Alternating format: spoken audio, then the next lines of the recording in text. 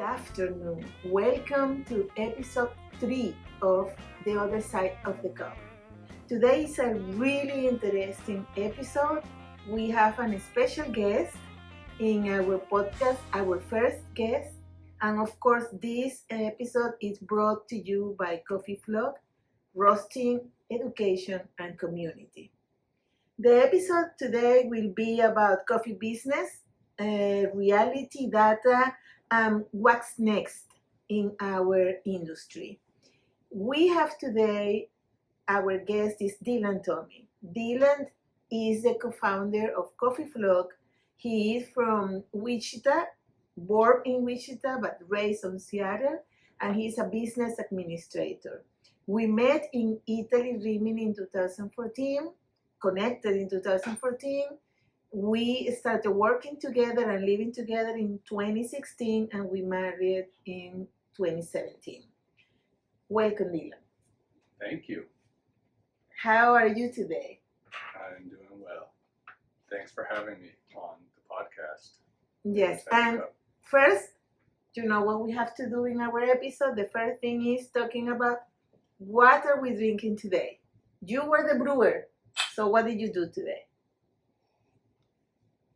Well, after listening to your last podcast, I had to brew up some of the Los Pirineos coffee. That was the first coffee we drank, but the second coffee we drank is Ethiopia washed Sheka from Eliana Jordalis.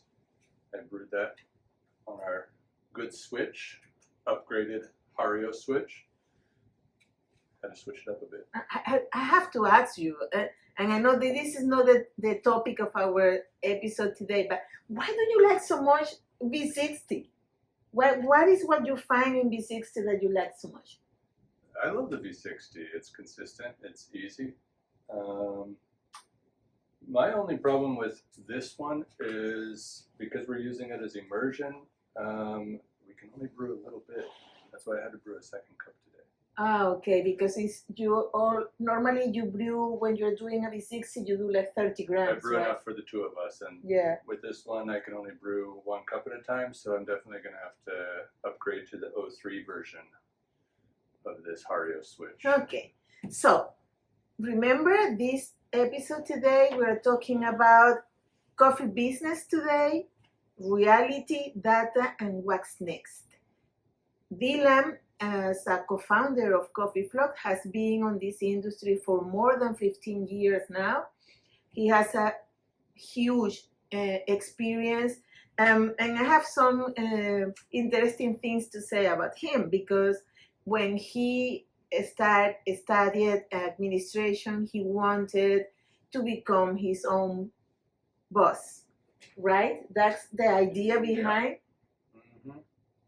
Can you develop a little bit why you wanted to be your own boss? Well, after I started working at a pretty young age, 15 years old, I got my first job.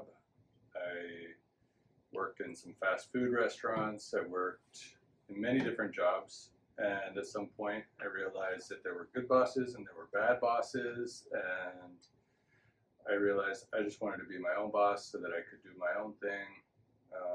What I didn't realize is that you're never really your own boss. You're always working for somebody. You're working for your customers. You're working for the government because we pay taxes. We're working for almost everybody except for ourselves.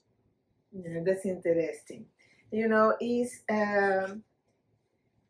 I want to bring some data about the coffee industry because we're going to get into that conversation. But right now, consumers are not just interested in lattes or drinking like coffee with milk, but they are also interested in other segments of the industry like cold brew, nitros, or even other kind of espresso drinks, like, you know, the seasonal things, the trendy things that everybody, spice, pumpkin, lattes, and these kind of things. But they're also interested in processing methods. Not everybody just wants to drink coffee with milk. There are a lot of people interested in knowing what is behind of the cup. Do you agree with that?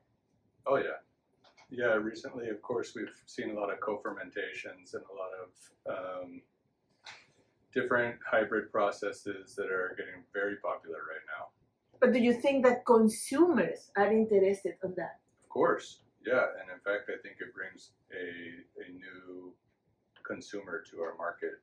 In fact, that wasn't there before. Because people say, wow, it doesn't taste like coffee, or it tastes like something other than coffee. And sometimes these are consumers who really didn't like to drink coffee before because they were introduced to something that didn't taste outrageous to them or even good to them. Yeah. The industry in 2024, the coffee business, the coffee market was valued in tens of billions of dollars, and this continues to grow. It's not that it's stopping. The specialty coffee, just the specialty coffee market, brought to the industry 47 billions of dollars. The specialty coffee. They have the annual growth say that it's going to be between 9 to 9.5% until 2030. So it's going to keep moving up. Do you think that, have you seen this in our business, in what we do? Have you seen this, that it keeps growing and growing and growing?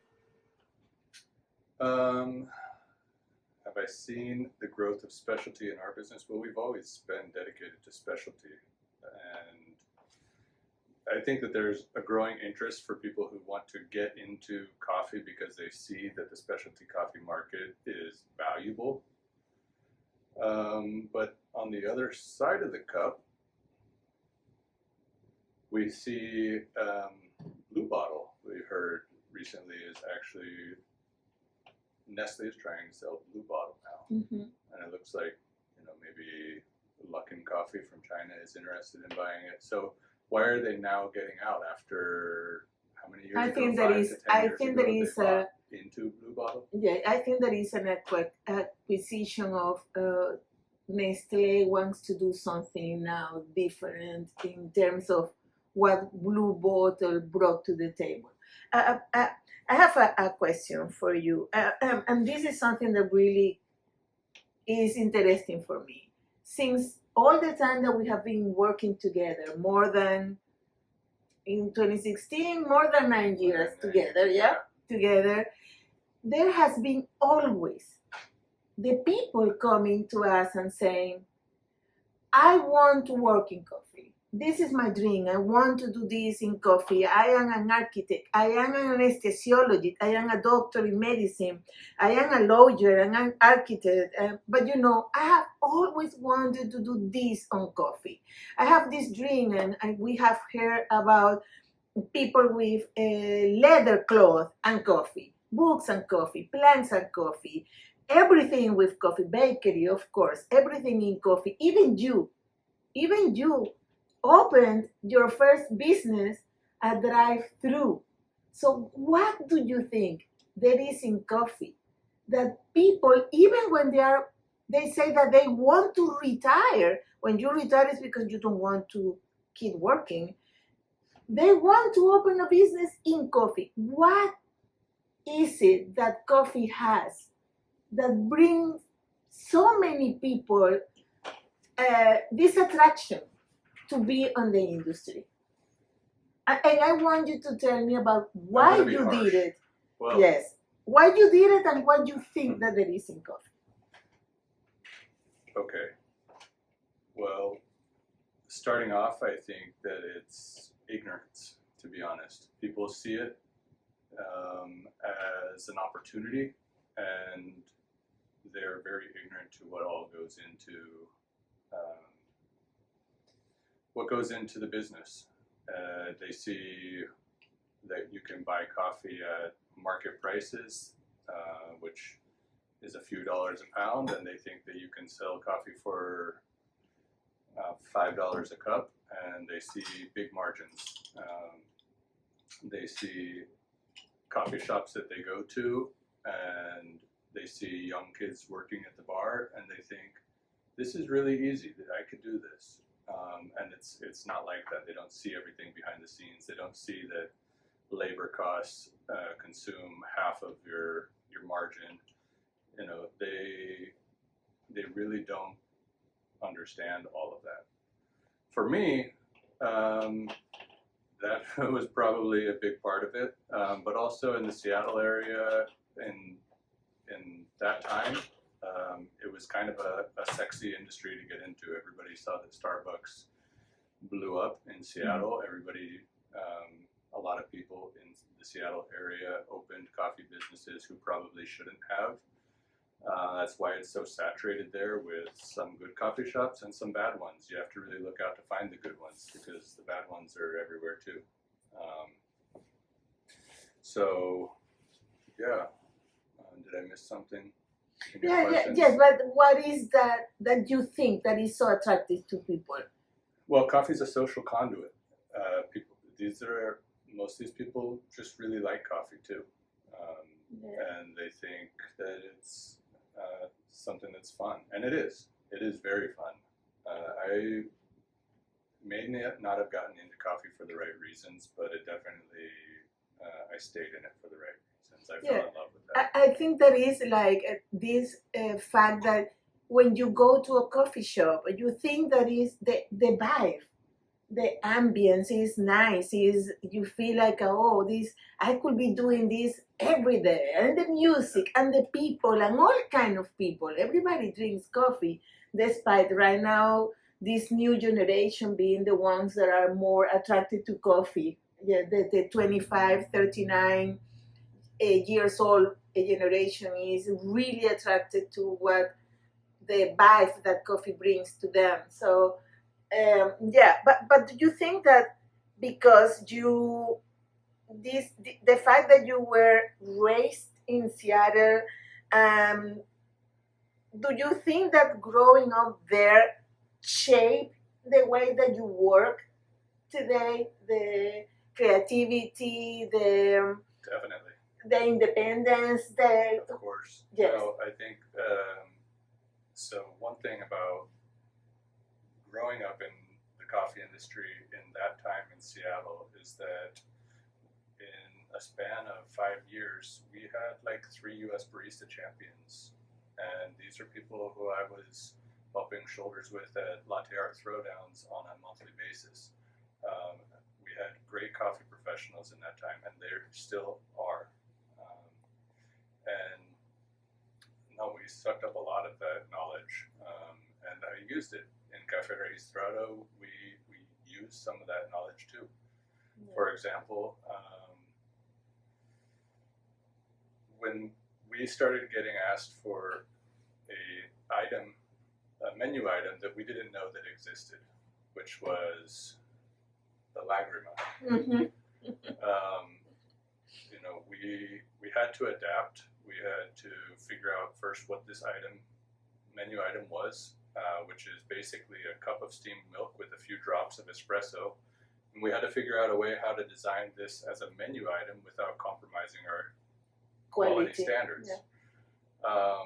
And I remembered something that I picked up from Slate Coffee, where some of my barista friends that you know too, like Brandon Paul Weaver, Chelsea Walker, to name a few, they had a beautiful presentation where they deconstructed a latte. They had a wine glass with steamed milk in it. They had an espresso, all laid out on a tabla, on a little wooden tray.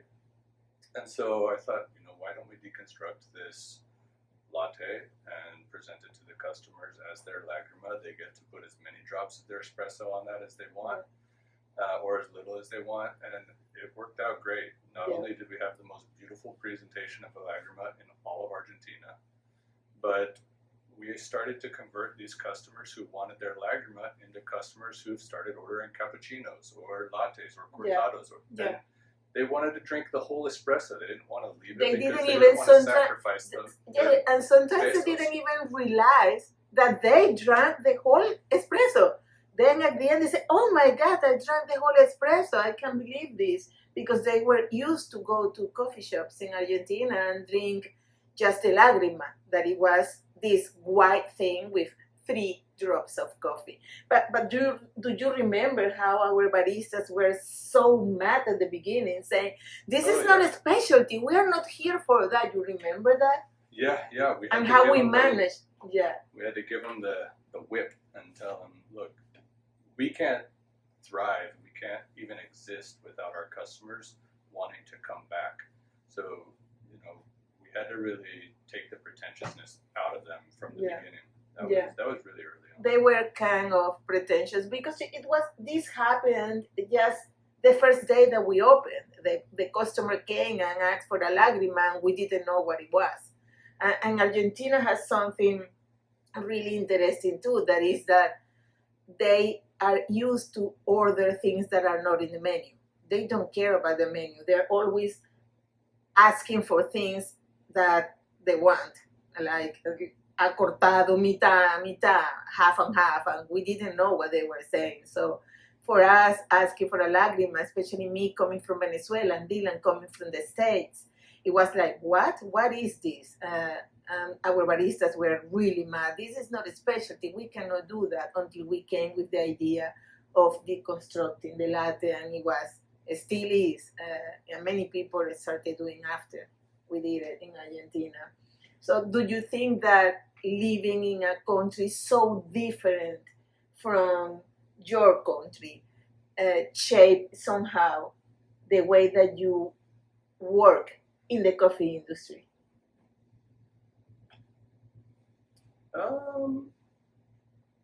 Yeah, I guess it made me be a little more open to new ideas as well.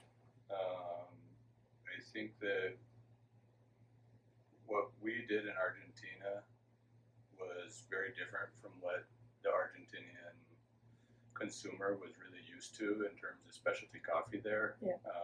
Because we didn't sacrifice anything. We imported our own coffees when it was ridiculously expensive to do so, but we got really high quality coffee that way, that there was no way for that coffee otherwise that we could get it, because nobody was importing that expensive of coffee. Yeah.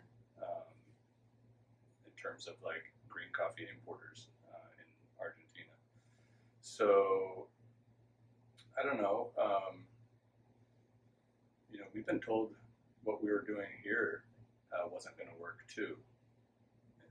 Some people saw our auction lot coffees that we put on our menus when we first opened up Miami Coffee, and I remember hearing rumors from somebody who was saying that this kind of a business wasn't going to work. And I don't know, we're still here. And we're still buying amazing coffees that are maybe too expensive, but we're still having fun. When circling back to the idea of why you think that people are opening coffee shops, what do you really, honestly, and this I'm asking you as a person that has been in the industry of teaching for more than 9 years with me, what do you think that people are really looking for when they say, I want to open a coffee shop? They're looking freedom, creativity, validation. Freedom's a good one. I think that I don't think people really want to retire and do nothing, and so they look at the coffee shop atmosphere, the setting, the environment as a place that they can slow down. And so, they think, yeah, I'll close my cleaning business, and I'm gonna, put this money that I've saved my retirement into a retail space where I can sell coffee, and then I'm gonna sit back and drink my cappuccino and enjoy life. It's really sad because they don't see that they're actually going to be doing grocery store runs with 10 and 20 gallons of milk at a time, coming back and forth from Costco. They're going to be running to the bank. They're going to be doing this and that. They're really not going to slow down at all. Although I still dream that one day that you and I will have a coffee shop down by the beach and a little roaster, and that's going to be our kind of slowing down. Yeah, and we, because I think that coffee has this beauty itself that it's like you think that I'm gonna be on the beach and I'm gonna be retiring and I'm going to open a little coffee shop, and there are so many challenges on the way.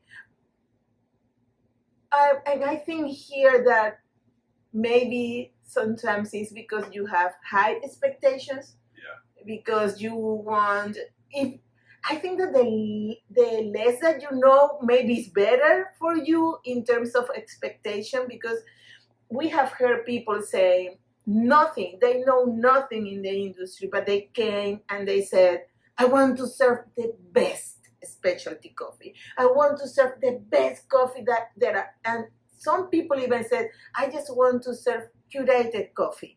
And we ask ourselves, why? Where did you get this idea? What do you think when this happened to us and people say, I want just to serve the best specialty coffee, but then when you offer them the portfolio and you give them the coffees that are really specialty coffee, high-end specialty coffee, they don't want to pay for that. I don't know. I think your question, it's coming from two different angles here. So first, you have people who are overestimating kind of their projections, that they make estimates about how much they're going to sell, and they're very poorly calculating the costs that are involved, which is pretty dangerous. They need to be able to make money.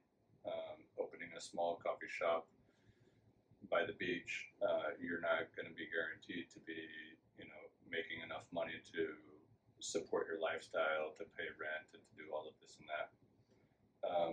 Now, on the other side, you're talking about people who want to curate kind of like this omakase Japanese coffee, high quality coffee experience, which is kind of a different thing, which I think is kind of interesting too. But maybe the margin can be higher on those products, not necessarily, and you got to sell hundreds of cups. I don't know. Can you open up a coffee shop in your house too, and do a small table with serve 8 people a day, and that's your omakase coffee. Well, we know the story that I always tell you about the Hindu woman. That's a dream for me. She started cooking in her house, and the supper club, and she received people in her house. Her husband didn't even know that she was doing that, because she was doing in the time that the husband was working, and she was cooking this amazing and food for supper. And today she's one of the best chefs in the world. And that idea that she received people in her house cooking for them every day. At the beginning, she only had 1 person, 2 persons, and then at some point she started having list of people. She needed to tell her husband that she was doing this. And sometimes you start really slow and you grow from there too. I would love to have a coffee shop in Margarita Island, close to the beach, and serve really good coffee with beautiful music. I would love that. Who doesn't?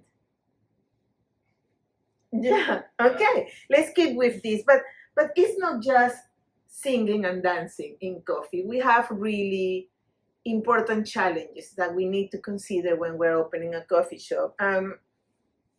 The operating margins. The operating margins are not always easy. The cost, the rent, the labor, these are constant considerations that you have to deal with in the industry. And one thing that I will say is the staff.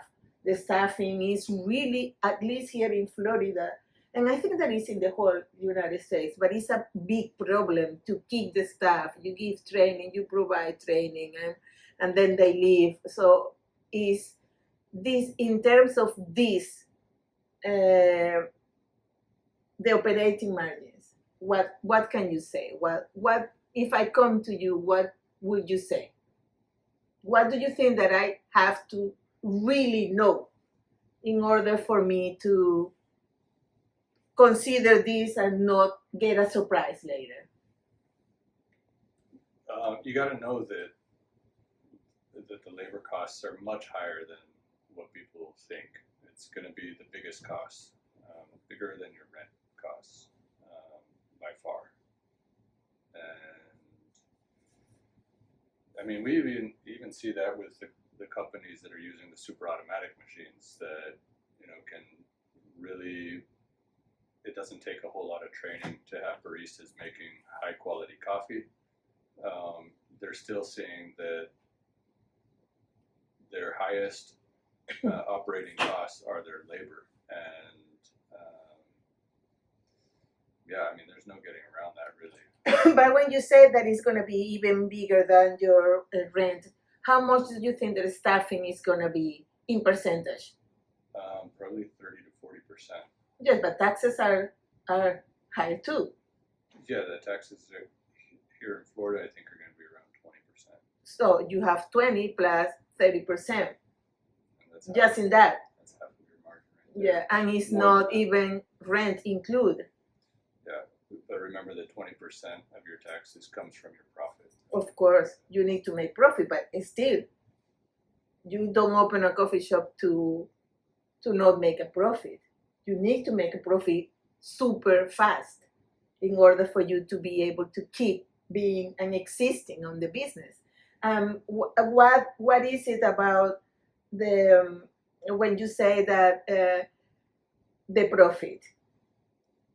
Coffee is enough by itself? No. What would you recommend to people? Coffee can be enough if you're going to have huge volumes, but that's generally not going to be the case.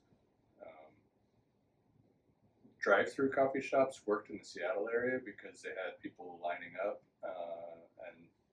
and even then, we always found ways to sell, muffins or sandwiches or something else on the side to boost that average ticket cost.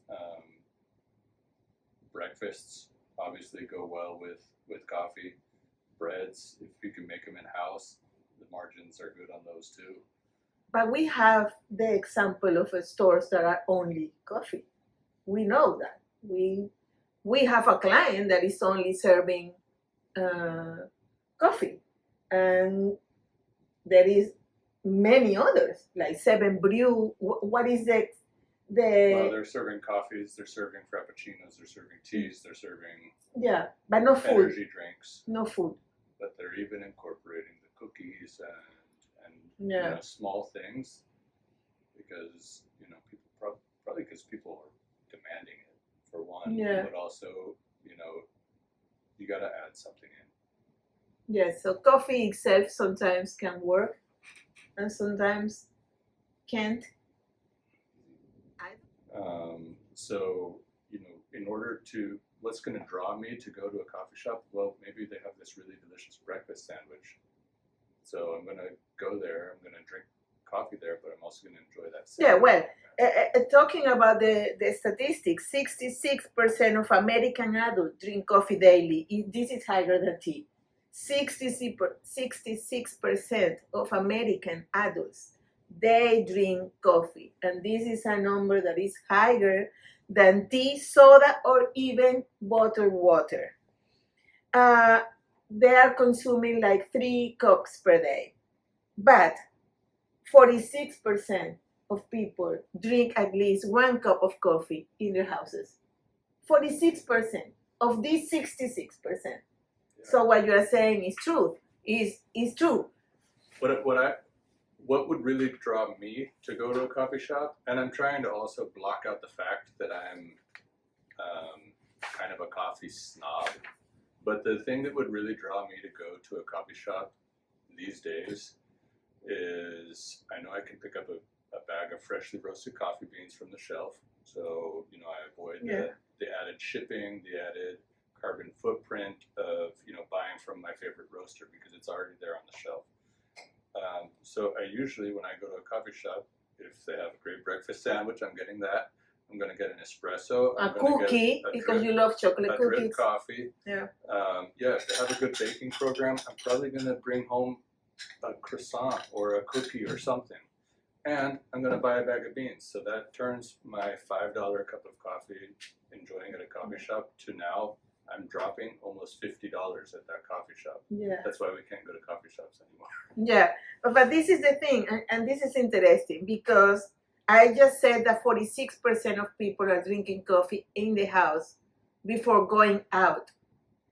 That means that this growth means an opportunity for coffee shops as well, because you can diversify your business, not just think on the coffee shop. You can have a website and sell your coffee beans in the shelf for people that.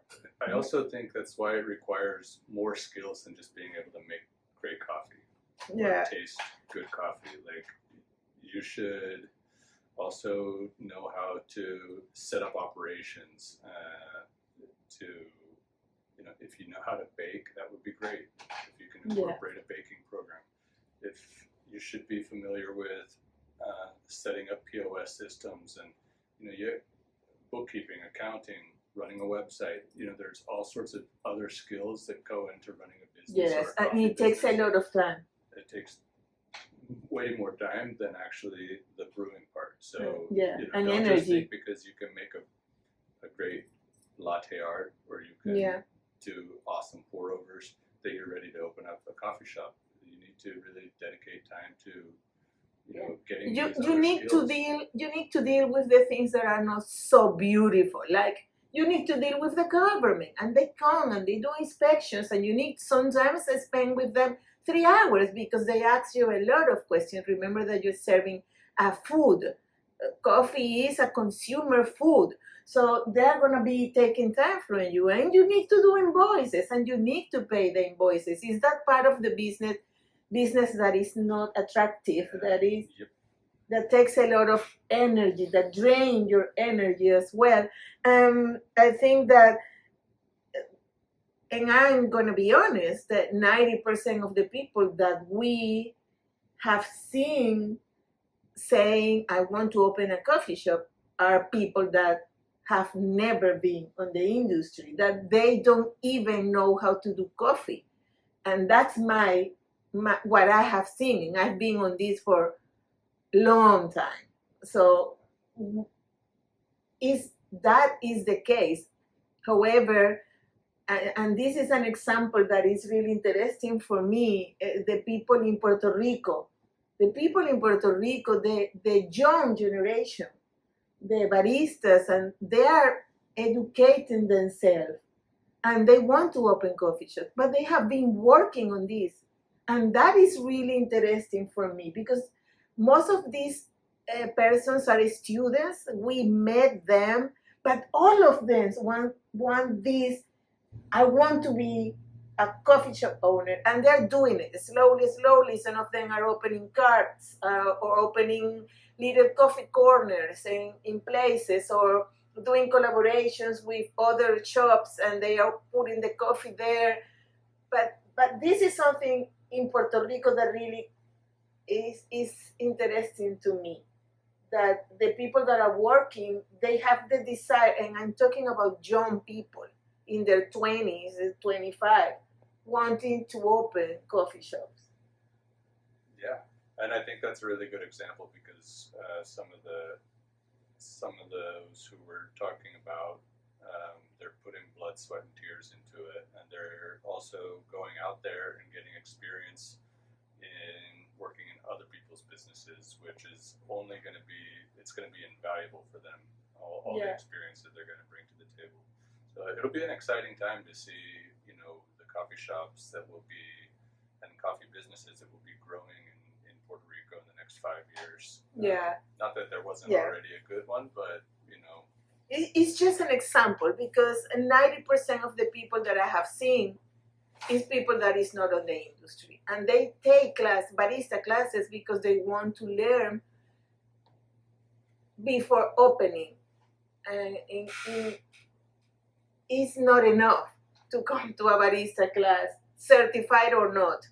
It's not enough because the job behind is really hard. We've seen that too. We've seen people come to a barista class, Yeah. open up a coffee shop, and close the And coffee closing shop in 6 months. Yeah. or less. Yeah. Inflation and coffee prices. That's another struggle. Coffee has been really crazy in the last, I would say, 3 years.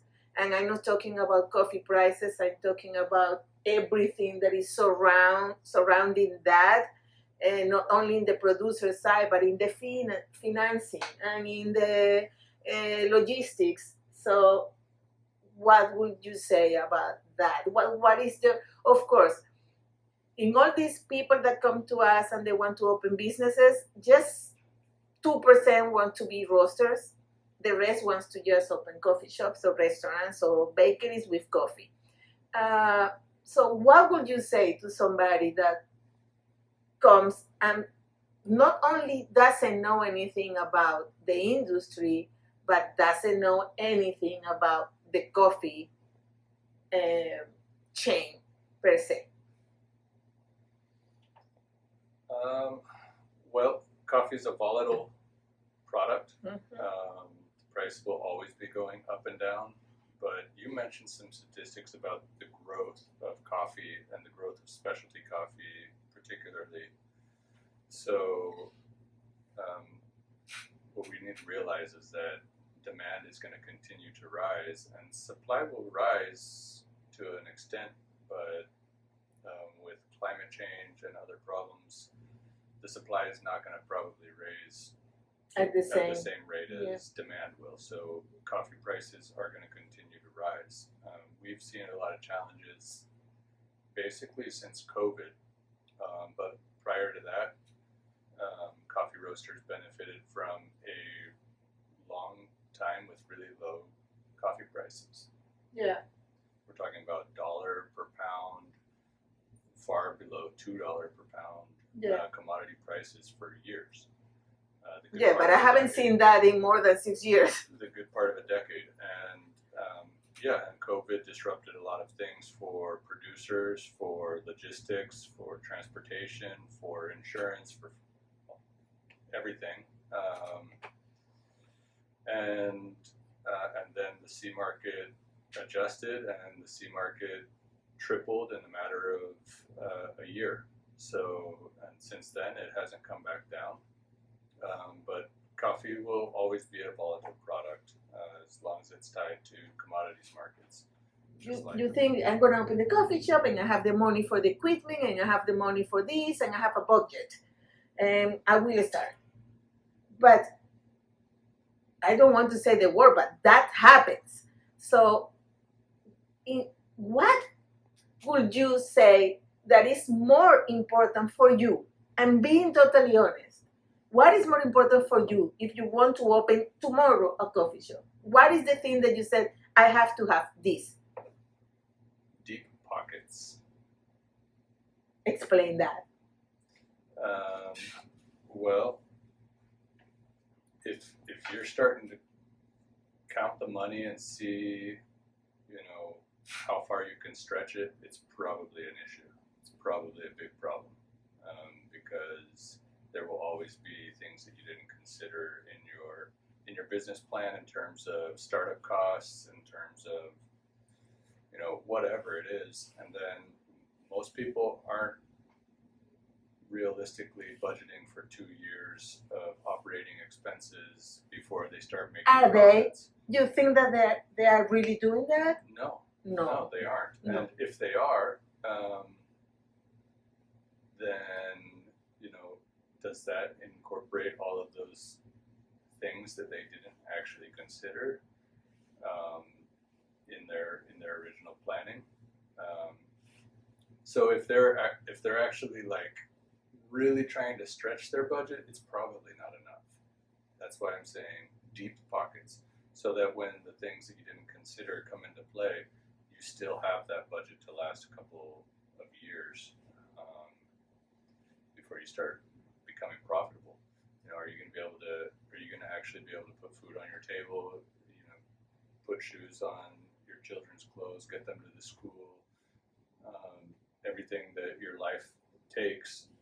How is all that going to be paid for when you can't pay yourself, let alone pay your staff, let alone pay your rent, keep the doors open on your business? Yeah, the people that stay after COVID, through COVID and after COVID, are the ones that were really somehow prepared to, that they have money on the bank, they have savings, and things that the rest disappeared because it was not anybody said, you know what, don't pay me rent because I know that it's COVID and you are closed, you are not producing. Nobody said that. Everybody said, I don't care, you need to pay me. Luckily, the government stepped in and gave some grants. Yeah. That was definitely helpful for a lot of businesses, for sure, to keep employees on. But not everybody had access to that, and even the ones that did, maybe you really have to have your books in the right shape to be able to weather storms like that. So I think that money is important, and that would be my suggestion. You need to have money on the bank just in case. We have the pretty real example of when we moved here. We have these friends from Argentina. They are really, really, really good in everything that is a bar, and they wanted to do like a speakeasy with us. We were in control of the coffee, and they were going to be on the bar because they are expert on that. They're really good. They came here, and we started looking for a location. We even had a meeting, but Dylan was all the time saying, if we don't have this amount of money on the bank to keep us out of the bridge in case that something happened. And it happened. We decided before opening and doing anything or a bigger commitment, we decided we don't have the resources to do this. And like 3-4 months later, COVID came. So we were really an angel. We had an angel that protected us because we didn't have this amount of money, and the place was really big. And thank God that they, took what we were talking about realistically. Really, and good. They didn't get mad or anything. That's a lot of money. Yeah. We don't quite have that amount of money, and so we all decided that it was not the right time. Yeah. Yeah, thank God. Yeah, so you open a drive-through on Seattle, but you close it. This is a moment that many people don't want to talk about it honestly. So what did closing this business taught you about success that maybe you never could have in another way? That there are different metrics for success. So I did close the doors on my coffee business, and I opened new doors. And I took some time to not work for myself, but to go out and see what was outside of my box in coffee. Just prior to doing that is when we met. Before I closed the shop, I got my passport and went to Italy to go see World Barista Champion competition and be a part of that event and go abroad for the first time, and that's where we met. So when I closed the shop, I ventured with somebody who I had met through my coffee business to go visit coffee farms in Nicaragua, and that was an eye-opening experience in so many ways as well that I'm grateful for. And then, because I wasn't tied to my business, I was able to, take you up on your offer to come down to Argentina.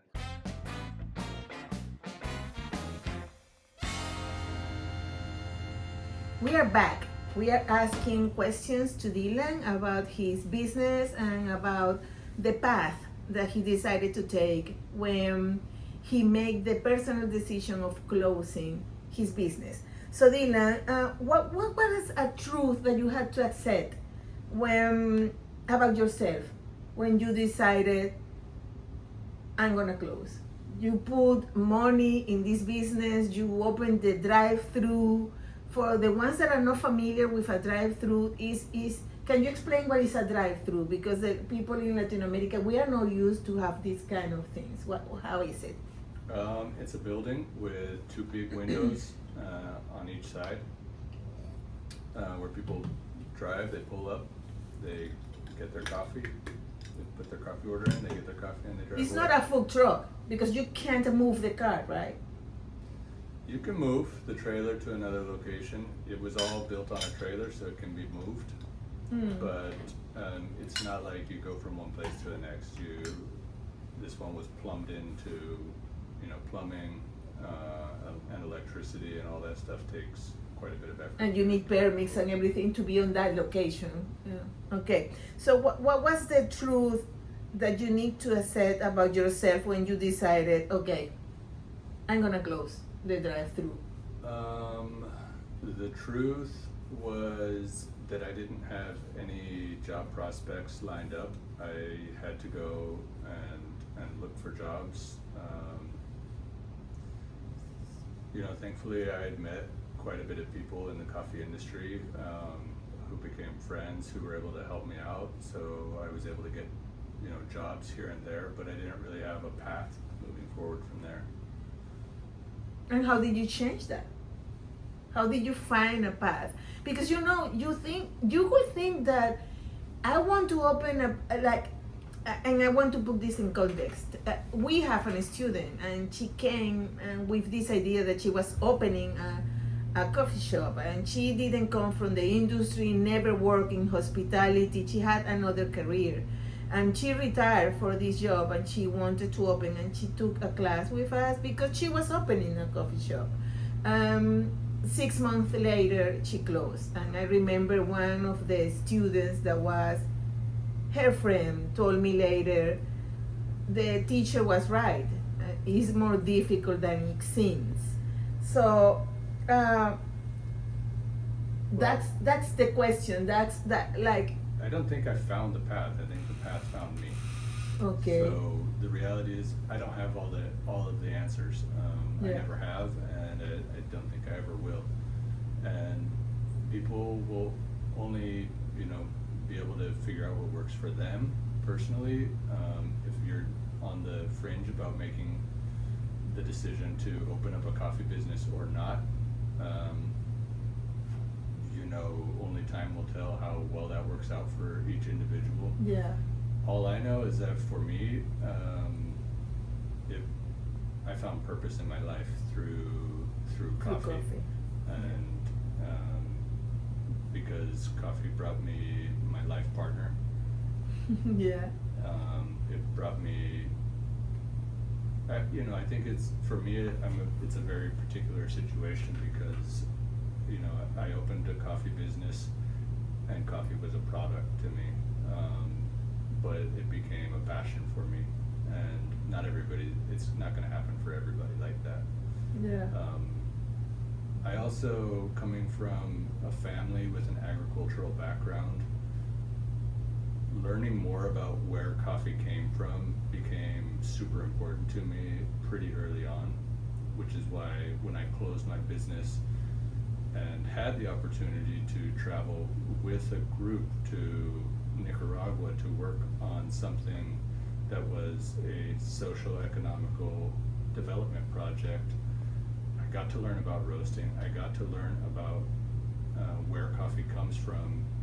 That for me had a big appeal, and it was also just a very real experience for me to connect those things to the product that I had grown to really love to serve to people. The first thing that I fell in love with coffee was the connection to people.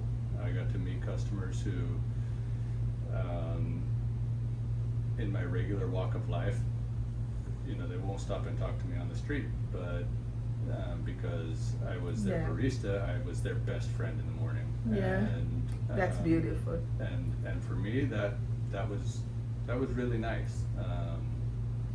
I suffer from what some people will call the resting ass face. Are we allowed to swear on this? Yeah, we are allowed. So, so in general, people may not see me as being kind of friendly, but when the people pulled up in their car to my drive-through, I was all smiles because that was my business, and they were supporting my business. So I was super happy to see people come up. Yeah, I think that is in my case. I never thought that I was gonna work in coffee. I was super happy being a lawyer. I was not happy with my country government, but I was super happy living in where I was living in Margarita Island, and having the friends that I have, and doing the exercises and doing everything. The only problem was the government, but the rest of my life was perfect. But I never thought, oh, I'm gonna do something with coffee. I was doing it just because of passion, because I fell in love with coffee. I didn't even drink, at that time I didn't even drink coffee. I was drinking lattes. So imagine. But how we have been working together for 9 years now. We met and we connect about coffee. So how do you separate identity with business while you're working with your spouse, with your wife? How do you separate that? Because coffee is a familiar business. There are a lot of people that are family related, that work together as wife and husband, mother and daughters, and children, and fathers, and cousins. And how do you separate and be honest with this, being identity with business? Not well enough. The jury is out. How to do that? I don't have a good answer for that, except for trying to do better each day. Particularly with us, it's not just you and me, it's also you and me and Mata. So patience. Yes. And realizing that this person is very important to me, not just as an employee would be, but also because it's my family. Yeah. So it's definitely not easy. But it's not easy, no. But we have to. And sometimes you need to make compromises that, okay, I don't want to talk about coffee anymore. And that happens a lot in our relationship. Yes, we got home and we are walking, and at some point he's talking. I said, I don't want to talk about work. And sometimes he's the one who said, I don't want to talk about work. And we just walk and talk about other things. But yes, it's not easy. You need to know that if you are planning to open something with your family. Is somebody thinking right now about opening a coffee business today, and they come to you? What is one question they should ask themselves before anything else? Not about coffee, but about life. What would you say? One question they should ask themselves about life. Before opening. What do they want? What do they want to gain by having a coffee business? I always start by asking a person, why do you want to do this? What is it that you hope to gain from this? Their answer could have financial reasons. It could have some other aspect to it. Emotional, even. Yeah, but it's always interesting to hear the answer that they give. Yeah, that's a good one. Yeah. What is a really harsh truth that you wish somebody told you in 2011 when you opened your drive-thru about entrepreneurship, that you would have loved? Wow, you should have told me that, or I wish that I knew that at that time. Huh. I want you to know that Dylan didn't know any of the questions. One of the biggest surprises for me was I thought I was really prepared in terms of business knowledge because I studied in the university business administration, and so I thought that those things I was going to be really good at, and that the coffee part was the part that I had to learn, and it really flipped for me because kind of the customer service and the coffee thing kind of became, well, it was really important really quickly for me. It's also the part that I thought that I did really well, and then it was the business stuff that kind of was so tedious for me, and it still is. Yeah. And I've gotten better at the business stuff about kind of being organized and doing spending a lot of time with those things because they're important.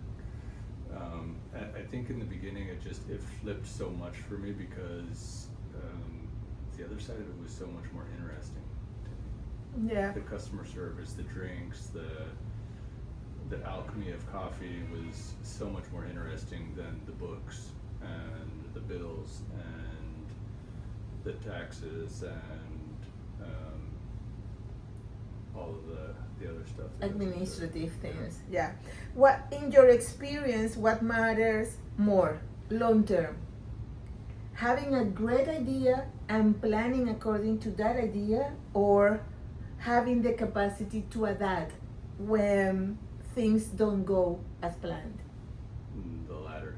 Being able to adapt when things don't go as planned is 1,000 times more important than a good idea. But even before you get to the point that it's not going as you planned, don't you think that you need to have the capacity to see, this is not working, we need to fix what is not working, so we need to... Yeah, you have to be able to measure results in real time and see when things are not going the way that you expected them to go, and be willing and ready to adapt to them.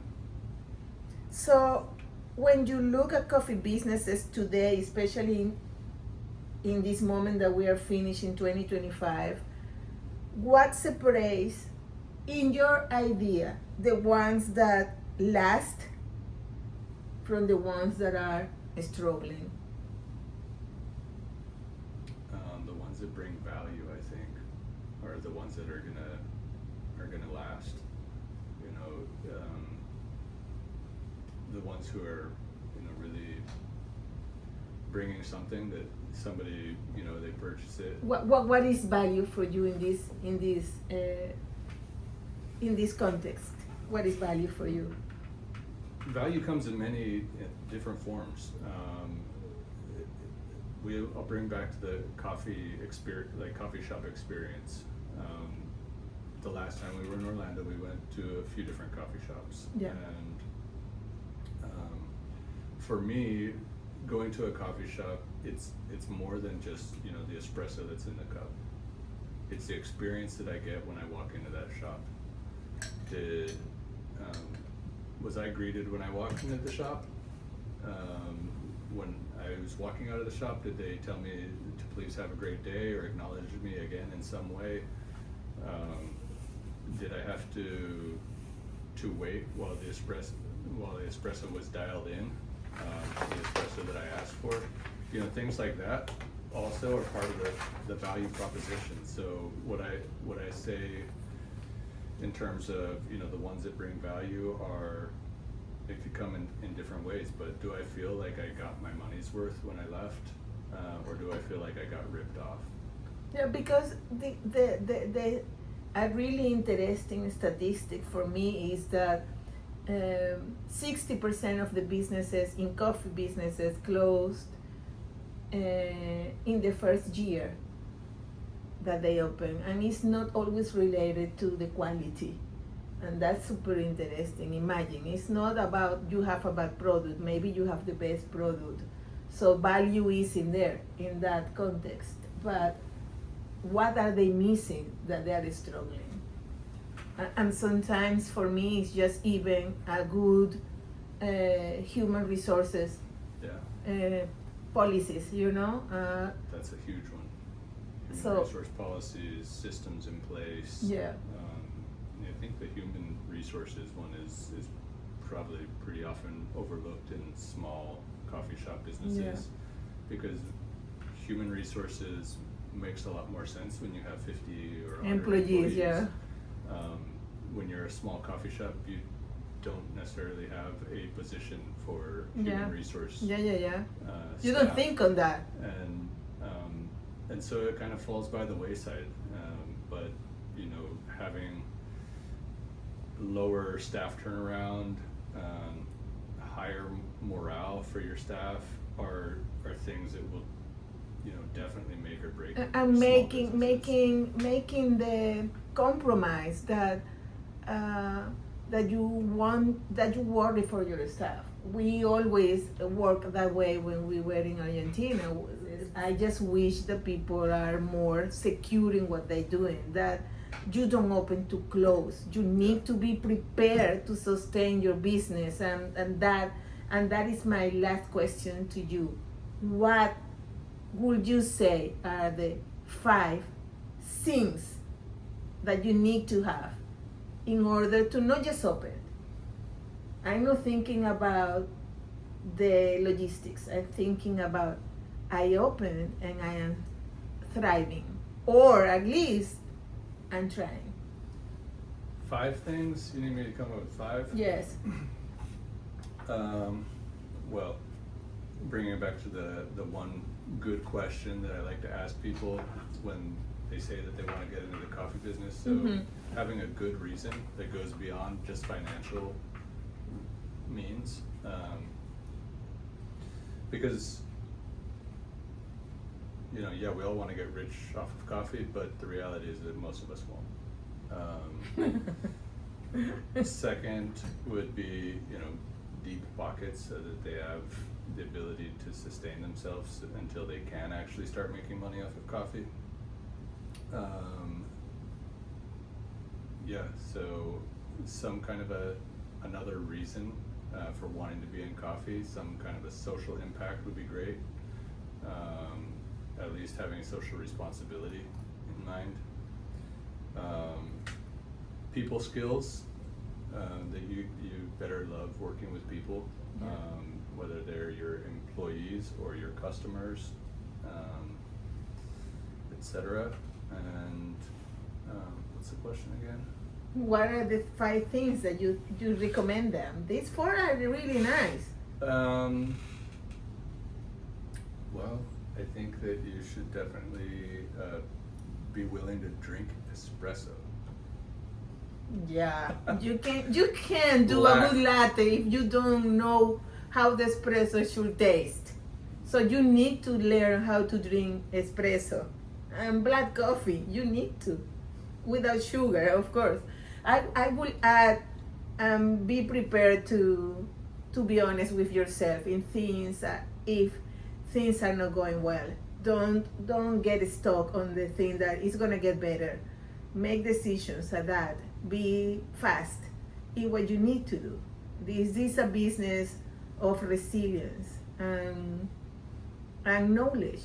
The more you learn, the better. And I'm not talking about come and take all the classes. No, I'm talking about learning. It's about social skills, understanding generations. That, by the way, we will be talking about it in the next one. So, Dylan, is there any other thing?